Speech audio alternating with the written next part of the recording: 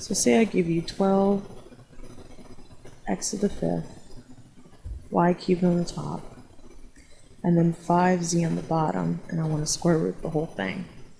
Now the first step to make this easy is just to split up the radical between the numerator and the denominator. So on the top, this is going to become square root of 12x to the 5th, y cubed over square root of 5z. So not so bad. We just basically split up the radical using property 2. Now the next thing we want to do is to try to simplify the numerator or the denominator, that is, factor out any perfect squares. So the denominator doesn't have any perfect squares since 5 is prime and z is just as it is. But on the top, I want to rewrite two radical signs, and then on the first radical I'm going to put the perfect squares, and then on the second radical I'm going to put what's left over. So 12, we can actually factor out a perfect square of 4 from it, and what's left over is just a 3. For x to the 5th, we can factor out an x squared and then another x squared, which gives us x to the 4th, and then what's left over is x.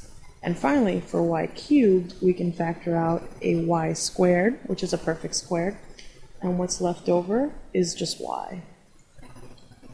And then the denominator, since it's already in its basic form, we just write it that as it is.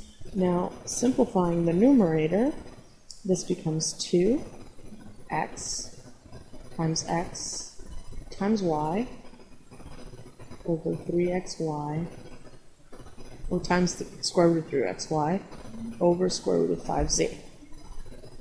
And now, simplifying it in one more step, this becomes 2x squared times y times square root of 3xy over square root of 5z. And now, it'd be nice to think we were done, but there's still this denominator, which is a radical sign.